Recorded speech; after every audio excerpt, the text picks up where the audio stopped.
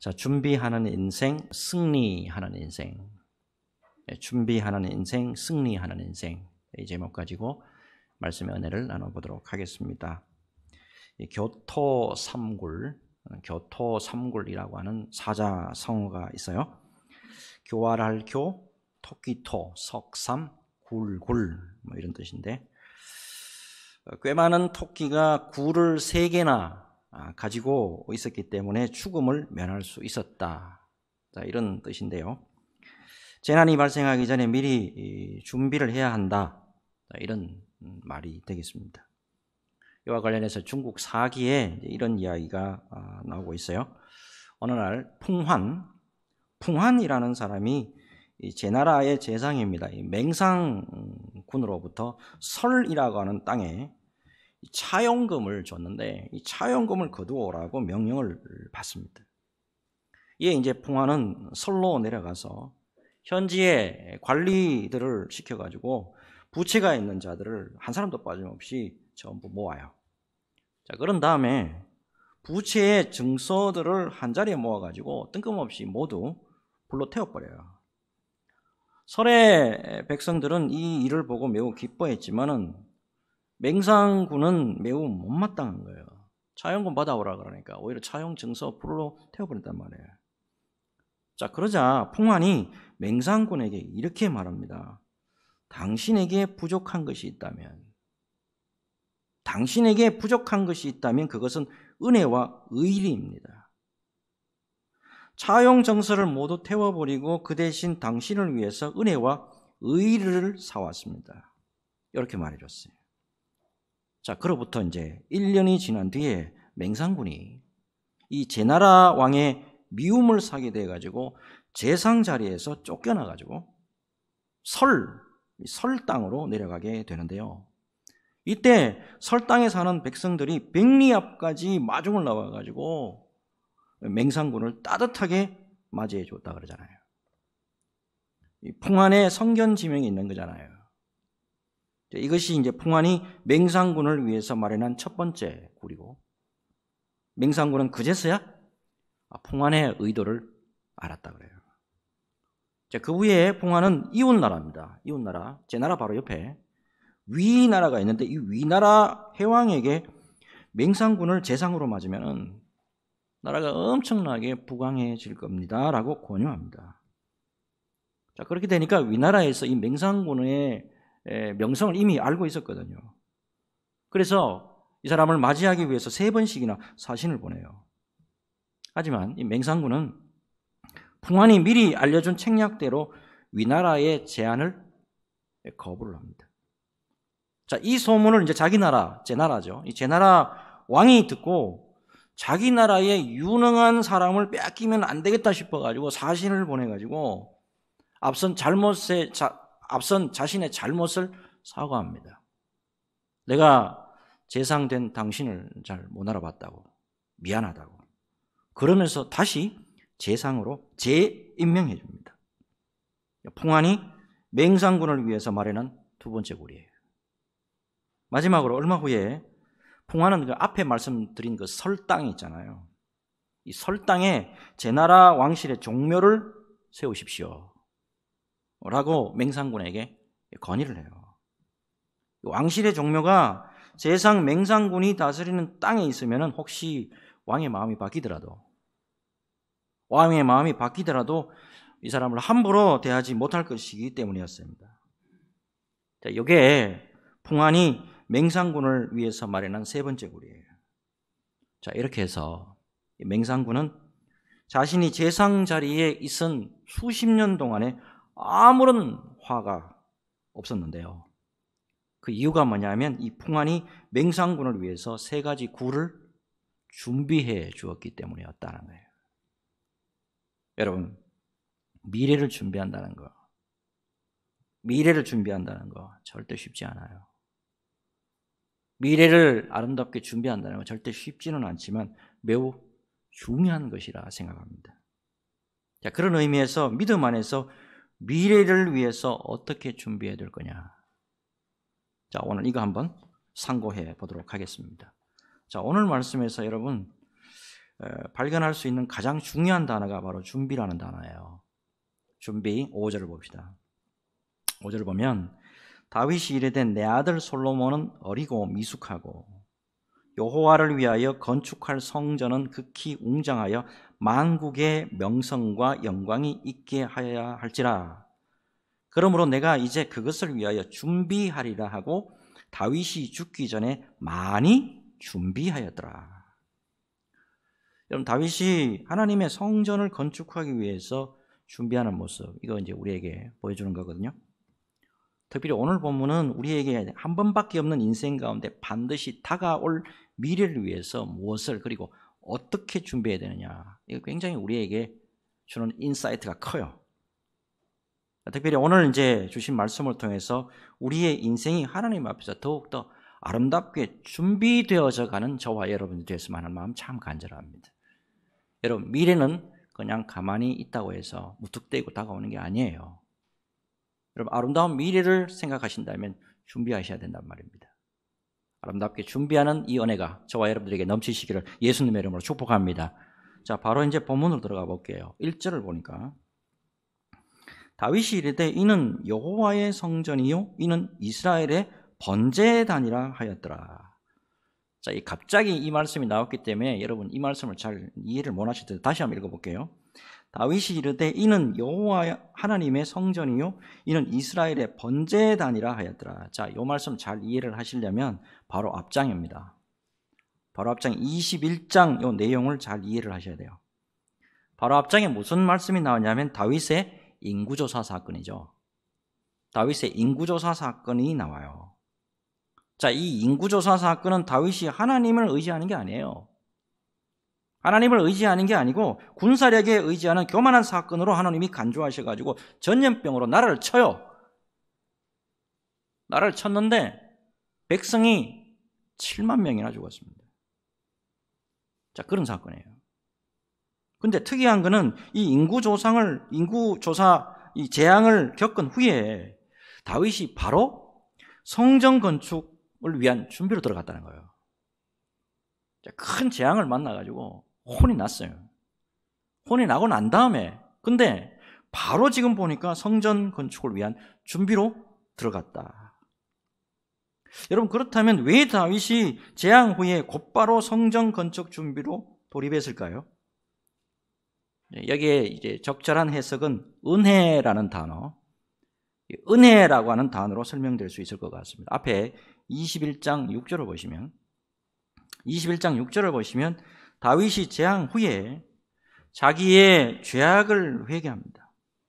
그리고 특별한 장소를 고르는데 오르난 타작마당이라는 데가 있어요. 오르난 타작마당에서 하나님 앞에 속죄를 위해서 예배를 드리게 되는데요. 제사를 드리게 되는데 거기서 용서의 의미로 하나님이 불로 응답해 주십니다. 이 불로 응답하신 그 하나님의 은혜에 감격해서 하나님의 성전 건축을 준비했을 것이다 추측할 수 있습니다. 자, 이어서 그래서 이제 1절을 다시 보시면요. 자, 중반에 이는 이스라엘의 하나님이요 이는 이스라엘의 번제단이라 이렇게 명명하고 있는데 이제 앞에 말씀과 이제 연결을 해보시면 아하, 이곳이 바로 오르난 타작마당이다라는 것을 알 수가 있죠. 자, 그런데 이 오르난 타작마당은 그러면 구체적으로 어디를 말하느냐? 이게 또 흥미로워요. 오르난 타작마당이 어디냐?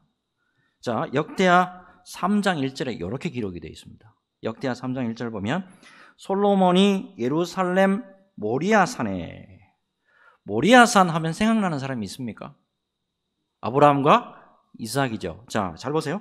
솔로몬이 예루살렘 모리아산에 여호와의 전 건축하기를 시작하니 그곳은 전에 여호와께서 그의 아버지 다윗에게 나타나신 곳이요 여부스 사람 오르난의 타작마당에 다윗이 정한 곳이라. 자, 다시 말씀드리면 오르난의 타작마당은 어디입니까? 아브라함이 이삭을 제물로 바쳤던 모리아산이에요. 이 모리아산에서 여호와의 전을 건축하기 위해서 다윗이 준비를 시작했다라는 겁니다. 자, 여기까지 전제로 하시고 그러면 어떤 준비했냐? 자, 어떤 준비했냐? 2절을 한번 봅시다. 다윗이 명령하여 다윗이 명령하여 이스라엘 땅에 거류하는 이방 사람을 모으고 석수를 시켜 하나님의 성전을 건축할 돌을 다듬게 하고 했습니다. 자, 여기 보니까 먼저 다윗은 이스라엘 땅에 거류하는 이방 사람을 모아요. 자, 그렇다면 그 당시에 다윗이 동원한 이방 사람들은 전체 몇 명이나 되느냐? 여기 역대하 2장에 나와요. 전체 몇 명이 나오냐? 15만 3,600명. 15만 3,600명입니다. 자, 그 중에 7만 명은 짐꾼이고요. 8만 명은 나무 벌꾼이에요. 그리고 나머지 3,600명이 남는데 이 사람들이 누구냐 하면 감독이에요. 감독이 몇 명이라고요? 감독만 3,600명이에요. 제가 하나면서 예배당 건축하는 걸 처음부터 끝까지 다 좀 지켜봤어요. 당시 총감독이 누구냐면 그 교회 안수 집사님이었는데 혼자서 다 감독직을 수행했어요. 입당하고 헌당식까지 하는데 상상을 초월하는 압박감 때문에 굉장히 힘들어하더라고요. 혼자라서 그런 것 같아요. 그런데 그런 의미에서 감독이 몇 명이라고요? 3,600명이다. 그러면 다윗의 준비가 얼마나 철저했나? 이거 알 수가 있어요. 최고의 준비예요. 자, 이어서 3절 보니까, 자, 우리 같이 한번 읽겠습니다. 3절 같이 읽습니다. 시작. 다윗이 또 문짝못과 거물 못에 쓸 철을 많이 준비하고 또 무게를 달 수 없을 만큼 심히 많은 놋을 준비하고, 자, 문짝못과 거물 못에 쓸 철을 준비합니다. 여러분, 그 당시는 청동기 시대입니다. 다윗이 살던 시대는 청동기예요. 철이 귀했어요. 근데 철을 많이 준비했다. 최선을 다한 준비예요. 그리고 많은 놋을 또 준비합니다. 자, 이와 더불어서 4절. 자, 4절 또 같이 읽겠습니다. 시작. 또 백향목을 무수히 준비하였으니 이는 시돈 사람과 두로 사람이 백향목을 다윗에게로 많이 수운하여 왔습니다. 아멘. 자, 무수한 목재까지 준비합니다. 자, 정리하면 이렇습니다. 다윗의 준비, 성전 건축을 위한 다윗의 준비는 자기 역량을 다한 준비, 다시 말씀을 드려서 최선을 다한 준비였다는 거예요. 자, 이와 관련해서 2절을 첫 부분 다시 보니까 다윗이 명령하여 그러죠. 다윗이 명령하여. 다윗이 왕으로 힘이 있을 때, 그리고 자신이 왕으로서의 현직에 있을 때 미래에 대해서 이제 명령을 했다는 건데, 특별히 힘이 있을 때, 그리고 뭔가 가졌을 때, 기회가 있을 때 미래 준비를 위해서 적당한 힘을 쓴 게 아니고 전력 투구를 했다는 거예요. 가만히 보면, 자, 아들인 솔로몬에게 자신의 왕권을 넘겨주고, 또요, 자기가 그토록 원했던 성전 건축의 이 사명을 물려줄 때 다윗이 전부 다 준비해서 물려주었다라고 하는, 요거에 여러분 주목을 좀 해주시기 바랍니다. 여러분, 오늘 말씀을 통해서 우리가 좀 깨달아야 될 게 있습니다. 여러분, 찬란한 미래, 복된 미래, 그리고 우리가 바라는 아름다운 미래는 Now and here, 지금 여기에 있는 우리들의 준비에 달려있다 이 말입니다. 여러분, 우리는 소망하고 기도하는 게 많아요. 그죠? 우리는 우리 교회의 찬란한 미래를 위해서 기도 많이 합니다. 그죠? 또요, 무엇보다도 기도 많이 하는 게 뭡니까? 우리 후손들의 놀라운 축복의 모습들 위해서 기도 많이 하잖아요. 또요, 우리가 끝까지 사명, 직분 잘 감당하기를 소원합니다 라고 기도도 많이 합니다. 근데 여러분, 이 모두가요, 절대로 준비 없이는 안 된다는 사실입니다. 준비 없이는 안 돼요. 제가 참으로 존경하는 원로 목사님 한 분 계신데, 이분에게는 특별한 안목이 하나 있더라고요. 무슨 안목이냐 하면, 교회 일꾼을 키우는 것에 매우 준비가 열심히셨다. 교회에 사람 키우는 거예요. 사람 키우는데 여기에 얼마나 준비가 열심히 하는지 몰라요. 대개 이제 주중 가운데 화요일 화요일 오전 오후면은 잘 헌신된 일꾼이라고 하더라도, 교회 일꾼이라고 하더라도 좀 오셔서 일 좀 해주세요라고 하면 매우 힘들어합니다. 목사도 잘 아시다시피 월요일 겨우 재충전하고 화요일 오전부터 일하기가 사실 버거운데, 그럼에도 불구하고 교회 일꾼들의 모임이죠. 이 구역장 모임 있잖아요. 목장 리더 모임. 이거를 언제 강행하냐 하면 화요일 날, 그것도 오전과 오후 전부 다. 모두들 힘들어하시고 강한 훈련에 막 부담들이 많으셨다 그래요. 자, 근데 이런 준비가요, 나중에 어떤 힘을 발휘했는가 하니까요, 그 목사님이 원로 목사님으로 먼저 물러나고 그 다음 목사님이 담임으로 부임을 했는데, 교회 내외부에 뭐 엄청난 시험의 바람이 불었다 그래요. 해외에 선교 사역을 지원을 했는데, 악한 사람이, 이게 또 그 돈 있는 곳에 또 이게 악한 사람들이 있나 봐. 해외 선교 사역을 하는데 악한 사람이 개입이 돼가지고 엄청난 거금의 선교 헌금이 다른 곳으로 유입돼 버리는 사고가 발생합니다. 그래서 담임 목사님이 사임을 해야만 했고, 그와 관련된 성도들이 시험에 빠져가지고 교회의 기반 전체가 막 흔들리는 그런 사태까지 갔어요. 자, 근데요, 그 원로 목사님이 강한 훈련으로 준비시켜 놓은 목장 리더들이 있잖아요. 구역장들.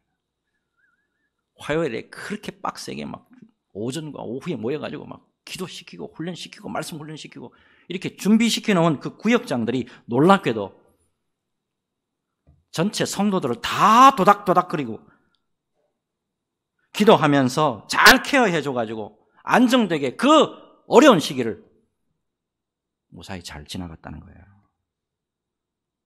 여러분, 그때 훈련받고 준비하셨던 분들이 이렇게 이야기하더라고요. 제가 직접 들었다고. 그 목사님의 강한 훈련이 우리를 어떤 일이 생기더라도 요동하지 않도록 하는 준비였음을 깨닫습니다. 그 목사님이 현직에 계실 때가 오히려 그립습니다. 그런 준비가 반드시 필요한데, 오늘날의 후배들은 너무 쉽게 사역을 하려는 것 같아요. 여러분, 준비가 어려울 수 있습니다. 준비가 매우 어렵죠. 하지만 여러분, 미리 준비하되 역량을 다해서 최선을 다해서 준비 잘 해놓으면 나중에 놀라운 은혜의 선물이 되어서 우리에게 다시 안겨옵니다. 여러분, 이것을 기억하시고 지금 그리고 여기서, 목사님 나중에요. 목사님 다음에가 아닙니다, 여러분. 지금 그리고 여기서 우리의 역량을 다해서 미래를 아름답게 준비할 줄 아는 지혜로운 저와 여러분들이 되어야 될 줄도 믿습니다. 하나님 앞에 지혜를 구하면서 아름다운 미래를 잘 준비해 나가는 저와 여러분 모두가 되시길 예수님의 이름으로 축복합니다. 자, 아울러서 이제 생각해 볼 게 있는데 3절, 4절 우리 다시 한번 볼게요. 다시 꼼꼼하게 한번 보면, 다윗이 또 문짝목과 거물못에 쓸 철을 많이 준비하고 또 무게를 달 수 없을 만큼 심이 많은 못을 준비하고 또 백향목을 무수히 준비하였으니 이는 시돈 사람과 두로 사람이 백향목을 다윗에게로 많이 수운하여 왔습니다. 자, 성전 건축 준비를 위해서 충분하고도 많은 준비를 했다, 뭐 알 수가 있어요. 자, 여러분, 이제 오늘 이 말씀 가운데 하나 감춰져 있다는 것을 여러분 하나를 캐치를 하셔야 됩니다. 자, 이렇게 열심히 준비하잖아요. 가만히 보면 다윗이요, 굉장히 열정이 굉장히 뜨거워요. 내가 다 하려고 한다고. 사실 다윗은요, 처음에 자신이 성전 건축 온전히 다 하려고 그랬다고. 내가 계획하고 내가 다 준비하고 내가 다 완벽하게 성전 건축 다 해버리겠다고 라고 생각을 했다고. 그런데 우리가 잘 아시는 바와 같이 하나님의 뜻은 그게 아니었죠. 8절 봅시다. 8절에 보면 뭐라고 하냐면, 여호와의 말씀이 내게 임하여 이르시되 너는 피를 심히 많이 흘렸고 크게 전쟁하였느니라. 네가 내 앞에서 땅에 피를 많이 흘렸은즉 내 이름을 위하여 성전을 건축하지 못하리라. 다윗의 바람, 다윗이 소원하는 것하고 하나님의 뜻이 달라요. 자, 그래서 다윗은 자신의 한계를 분명히 하고 아하, 내 한계가 여기구나. 요거를 깨닫고 성전 건축을 그렇게 준비를 합니다. 여러분, 무엇보다도 다윗은 자신의 뜻이 아니에요. 이건 내가 해야 되는데, 이건 내가 다 해야 되는데. 근데 그게 아니고 하나님의 뜻이 어디 있느냐 이거 분명히 알되 자기 한계를 분명히 합니다. 내 한계. 그래서 자신에 대해, 내 대해 내가 무엇을 해야 돼요? 요 한계를 분명히 하고 그에 맞는 실제적인 준비를 해 나갔다 이 말입니다. 자, 여러분, 여기서 이제 우리가 꼭 주목해야 될 게 하나 발견합니다. 여러분, 미래를 준비함에 있어서 내가 뭔가 하려고 하는 의도, 내가 다 해보려고 하는 이 의도, 이거보다는 하나님의 뜻이 뭔가, 수원소망교회를 향한 하나님의 뜻이 뭐냐예요. 요거를 주목해야 한다 이 말입니다. 이와 관련해서 이 다윗이 무엇에 집중하느냐 9절 10절 한번 볼게요. 9절 10절 우리 같이 한번 읽어볼까요? 자, 같이 읽습니다. 시작. 보라, 한 아들이 내게서 나리니 그는 온순한 사람이라. 내가 그로 주변 모든 대적에게 평온을 얻게 하리라. 그의 이름을 솔로몬이라 하리니 이는 내가 그의 성전에 평안과 안일함을 이스라엘에게 줄 것임이니라. 그가 내 이름을 위하여 성전을 건축할지라. 그는 내 아들이 되고 나는 그의 아버지가 되어 그 나라 왕위를 이스라엘 위에 굳게 세워 영원까지 이르게 하리라 하셨나니. 자, 하나님이 다윗에게 임하셔서 말씀하신 그대로요. 하나님의 때로 솔로몬에게 성전 건축의 모든 일을 다 넘겨줍니다. 자, 여러분, 교회에서 일을 하고 교회에서 미래를 위해서 준비함에 있어서 이 겸손이 뭐냐, 이거 다윗을 통해서 여러분 분명히 발견하게 됩니다. 여러분, 찰스 스펄전 목사님이 겸손에 대해서 이렇게 말한 적이 있습니다. 겸손이 뭐냐? 겸손은 하나님 안에서 자기 자신을 정확하게 파악하는 것입니다. 겸손이 뭐냐 하면 하나님 안에서 자기 자신을 정확하게 파악하는 것입니다. 결국에 여러분, 우리 모두는 스스로 진정으로 하나님이 기뻐하시는 일을 할 수 없습니다. 여러분, 무엇보다도 하나님의 말씀에 오로지 순종하는 것이 오히려 그게 더 참된 겸손이고 그게 더 하나님의 영광을 드러낸다는 사실이에요. 여러분, 꼭 기억하시는데 예수 믿는 우리 믿음의 백성으로서 우리 스스로의 한계를 깊이 깨닫고 말씀 따라 순종하며 살아갈 때 그게 참된 겸손이고 믿음의 사람으로서 참된 도리라는 사실, 여러분 꼭 기억하시고 언제나 하나님의 은혜에 따라 살아갈 때, 말씀의 은혜에 따라 살아갈 때, 성령의 은혜에 따라 살아갈 때 그것이 바로 하나님이 가장 기뻐하시는 것인 줄로 믿습니다.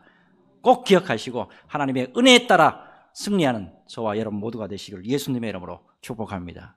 자, 이제 마지막 한 말씀 더 보겠는데, 자, 자기의 역량, 그 다음에 자기 한계를 깨닫고 마지막으로 준비한 게 있어요.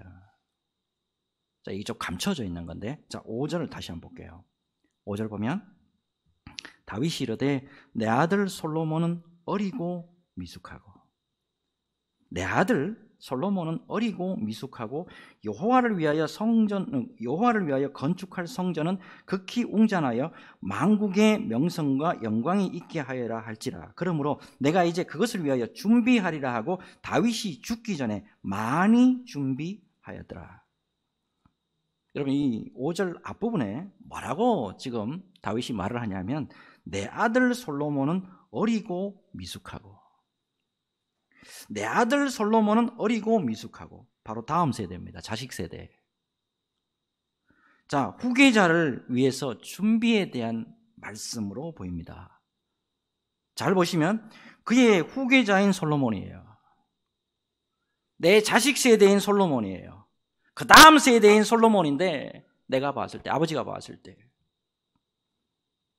내가 먼저 믿어본 아버지 입장에 봤을 때 내가 직분자로서 살아본 아버지의 입장에 봤을 때, 내가 먼저 살아본 직분자의 입장으로 봤을 때, 그런 사역자의 입장으로 봤을 때, 목사의 입장으로 봤을 때, 그 다음 후손이 어떻다는 거예요? 어리고 미숙하다. 이런 판단이 되는 거예요. 그래서 뭐라고 말합니까? 5절에 마지막 뭐라고 말합니까? 그래서 뭐예요? 다윗이 죽기 전에 많이 준비하였더라. 여러분, 우리가 가지고 있는 지금 신앙의 유산이 있잖아요. 그리고 우리가 이러면 이제 우리 성도들 만나보면 은혜 많이 받았더라고.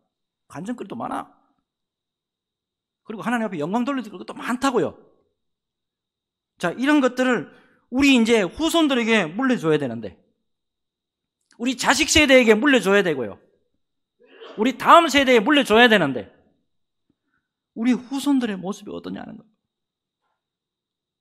예? 우리 후손들의 모습이 어때요? 여러분, 다윗이 말씀한 것과 꼭 같지 않아요? 우리 후손은 아직 어리고 미숙하고,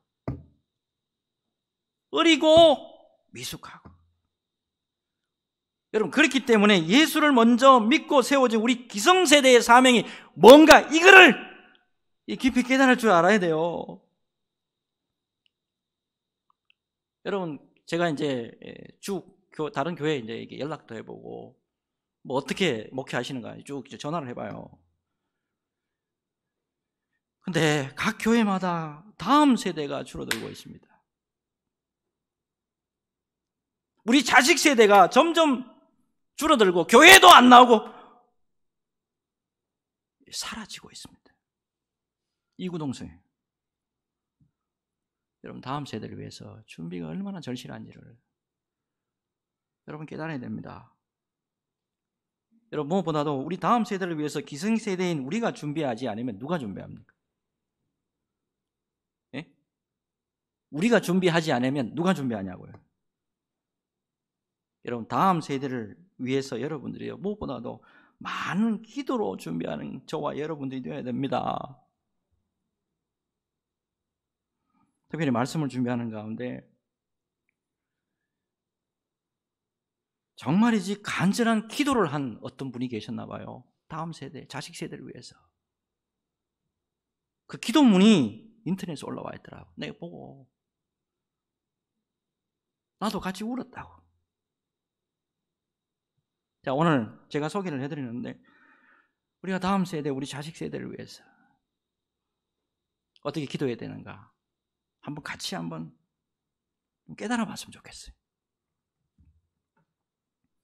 지금도 여전히 우리 곁에 살아계셔서 우리의 삶을 주관하여 주시고 역사하여 주시는 하나님 아버지, 다음 세대를 위하여 자녀와 함께하는 기도로 인도하여 주심에 감사드립니다.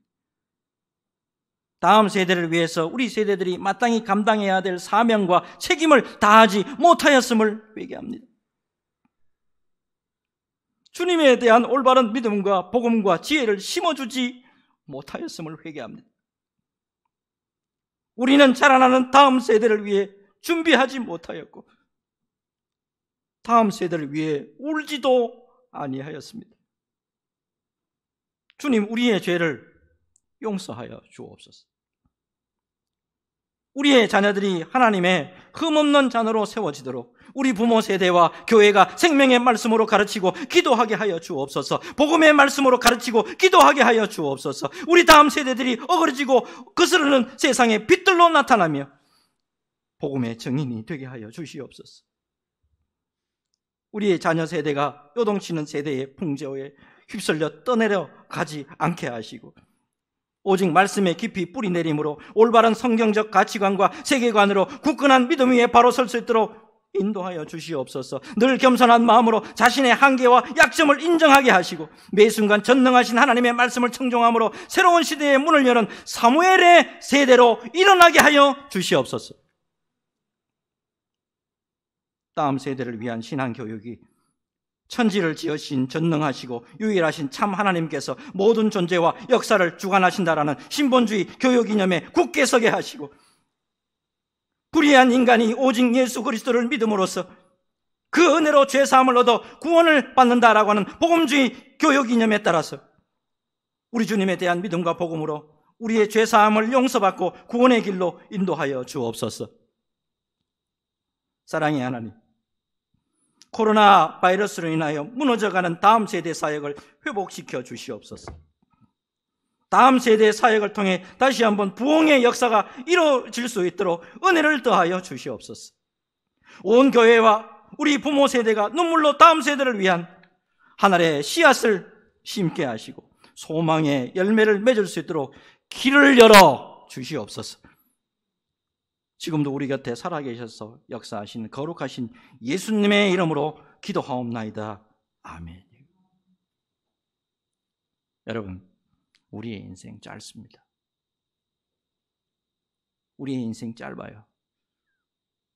우리 다음 세대 이 자리에 와서 앉아 있어야 될 거 아닙니까? 우리 다음 세대 우리보다 예수 더 잘 믿어야 될 거 아니에요. 다시 오실 예수님 바라보고, 다시 오실 예수님 바라보고 주님 앞에서 부끄러움 없이 아름다운 미래를 준비하는 신실한 종들 다 되어야 될 줄로 믿습니다. 주님, 우리 교회에 은혜를 부어 주시옵소서. 주님, 우리 교회에 자비함으로 함께하여 주셔서 우리 다음 세대가 더욱 견고하게 세워지게 하옵소서. 기도하면서 승리하는 저와 여러분 되시기를 예수님의 이름으로 축복합니다. 축복합니다. 우리 같이 기도하겠습니다. 주님, 다윗의 아름다운 준비를 살펴봅니다. 자신의 최고의 역량, 최선을 다한 준비였습니다. 주여, 우리가 이렇게 준비하지 못했음을 용서하여 주시옵소서. 자신의 한계 속에서 겸손하고도 실제적으로 준비했습니다. 또한 다음 세대 준비도 잊지 않았습니다. 오 주님, 무엇보다도 우리 다음 세대를 잘 준비시키는 우리 기성세대들이 되기를 소원합니다. 주여, 그래서 우리 모두가 준비하는 인생이요 승리하는 인생 되기를 소원합니다. 주여, 우리로 말미암아 다음 세대가 더 아름답게 세워지도록, 우리로 말미암아 우리 수원소망교회가 미래는 더욱더 아름답고 견고하게 세워지도록 주여, 우리를 사용하여 주시옵소서. 주님 오실 때까지 이 사명 굳건하게 감당하다가 주님 만나 뵙기 원합니다. 주여, 우리를 불쌍히 여겨 주시옵소서. 주여, 우리를 불쌍히 여겨 주시옵소서. 우리 같이 기도하겠습니다. 주님 감사합니다.